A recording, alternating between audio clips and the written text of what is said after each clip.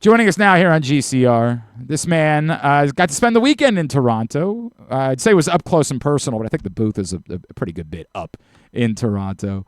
As you heard him on MASN, you, of course, know him from the Ryan Ripken Show. He is our buddy Ryan Ripken, and he's back with us now here on GCR. What's going on, pal? How was Toronto? It was, what's going on? It was, hey, I enjoyed the city. It was a awesome experience. The only thing that was a bummer, I wish that the Birds were coming back to Baltimore, right? Winners of the series and having a 4-2 road trip. But, everything else, outside of the results, really can't complain. It was great to be a part of it. And yeah, the booth was high up. The booth was high, but I still think it was one of the best seats in the house. And, I'm grateful that I got to work with some fantastic people.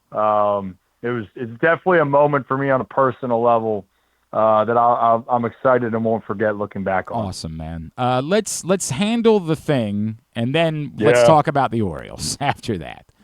Let's handle the thing. Is there any doubt in your mind, like the argument that was made by the umpires afterwards, that he was trying to avoid running into the fielder, which of course seems absurd because we know when Ernie Clemente actually started out that wide. Is there any doubt in your mind that this was an incorrect call as it was made?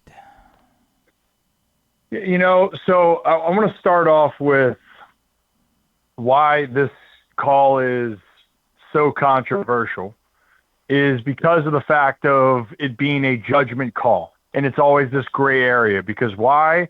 It's not like when you're running through first base and you're replaying it, which we know some of those calls haven't been reversed.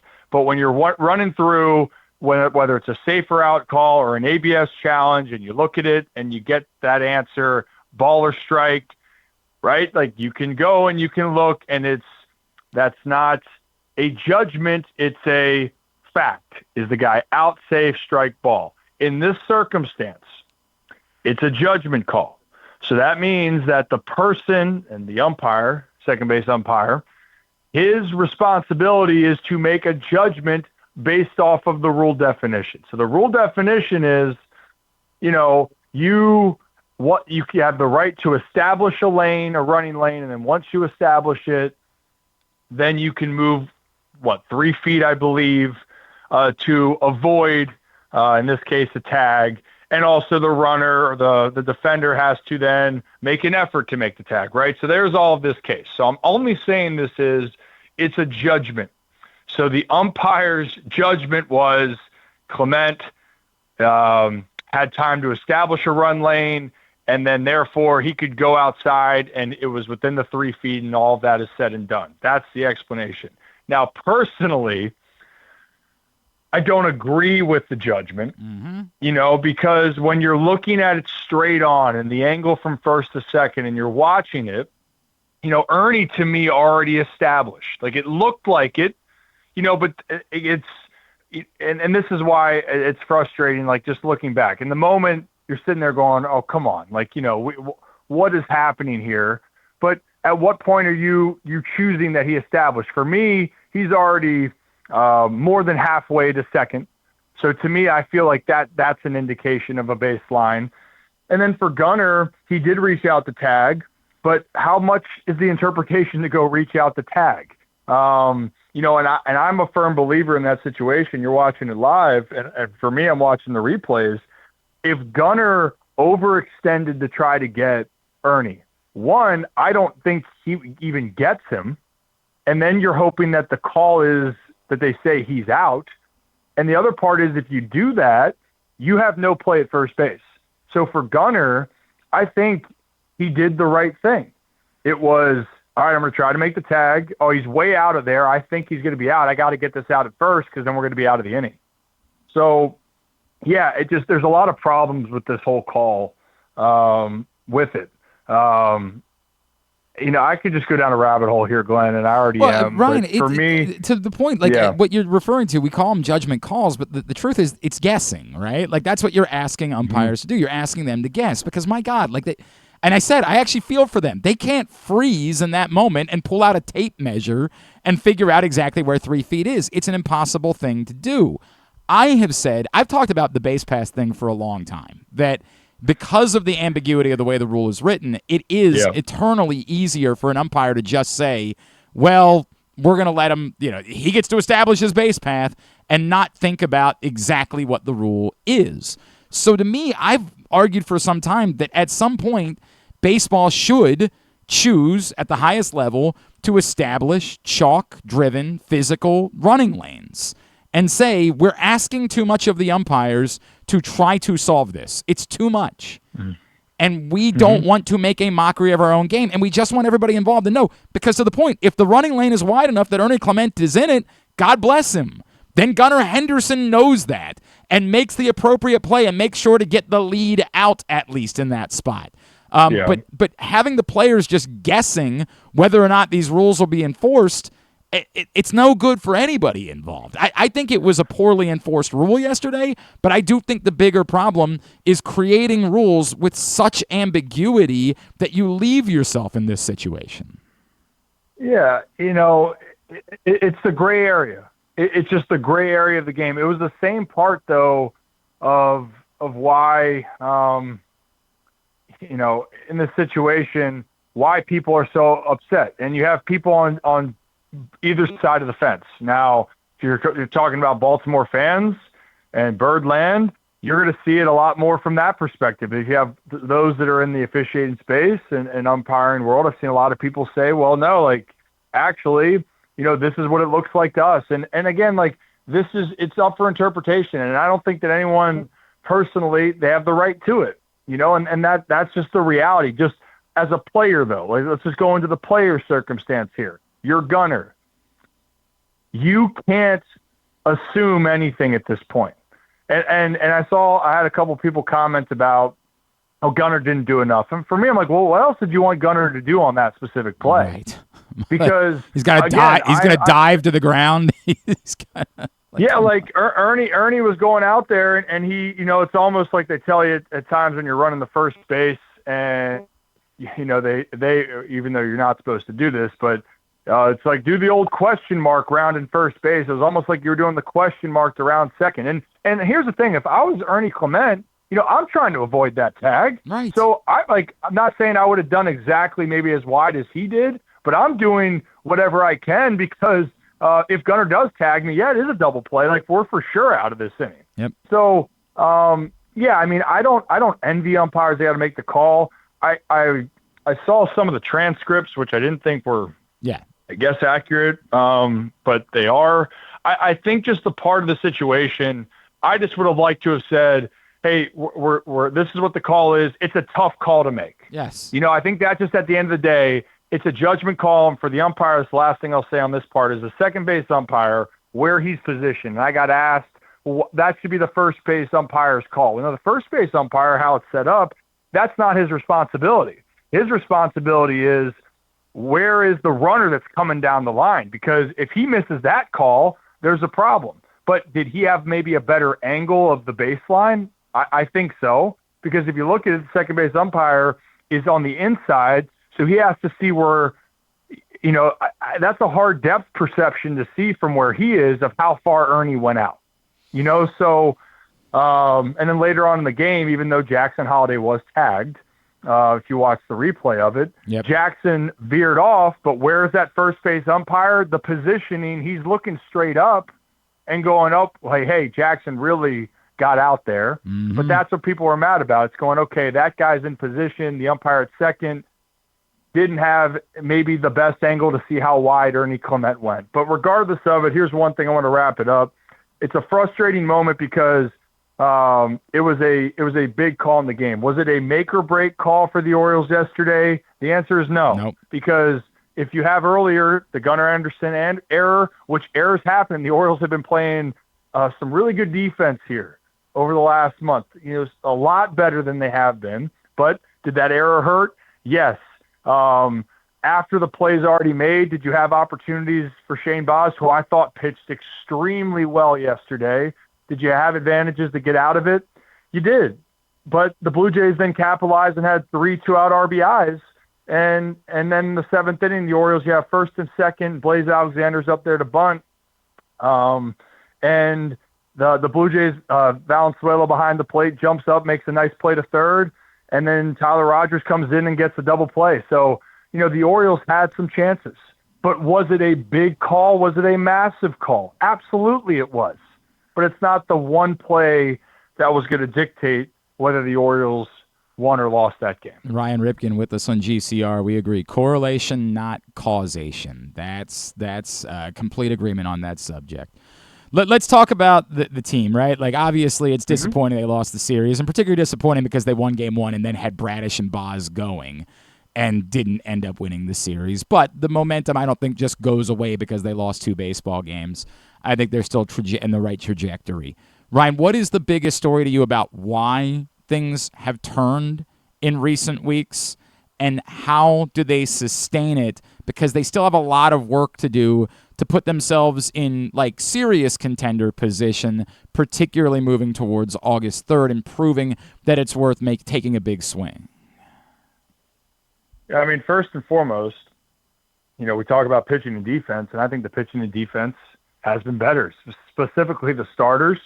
And then when you give less opportunities out there defensively and you make more plays, it gives your pitchers confidence. It always goes hand in hand. And when your pitchers have more confidence, they're willing to maybe not be as perfect on the mound. So where am I going with that?